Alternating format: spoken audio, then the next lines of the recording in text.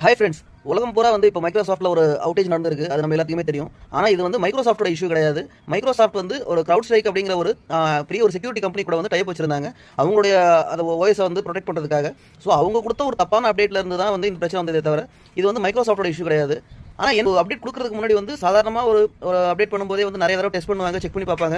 எல்லாமே பண்ணிட்டு தான் வந்து அதோட ஸ்டேபிள் வெர்ஷனை தான் வந்து அப்டேட் கொடுப்பாங்க. பட் இவ்வளோ பெரிய கம்பெனி, ஒரு க்ரௌட் ஸ்ட்ரைக்ங்கிறது ஒரு சாதாரண கம்பெனி இல்லை. யூஎஸ்ல வந்து சைபர் செக்யூரிட்டி ஜாம்பவான்னே சொல்லலாம். அப்படி இருக்க ஒரு கம்பெனி வந்து எந்த டெஸ்ட்டுமே பண்ணாமல் எப்படி வந்து இப்படி ஒரு அப்டேட் ரிலீஸ் பண்ணி இவ்வளோ பெரிய டிசாஸ்டர் நடந்தது அப்படிங்கிறது தெரியல. அவங்க வந்து யூஎஸ் கவர்மெண்ட்டுக்காகவும் நிறைய ப்ராஜெக்ட் பண்ணிட்டு இருக்காங்க. யூஎஸோட டிஃபென்ஸ் அதுக்காகவும் நிறைய ப்ராஜெக்ட் பண்ணிட்டு இருக்காங்க. ஸோ இப்படி ஒரு கம்பெனி வந்து எப்படி வந்து ஒரு இந்த இடத்துல வந்து தவற விட்டாங்கன்னு தெரியல.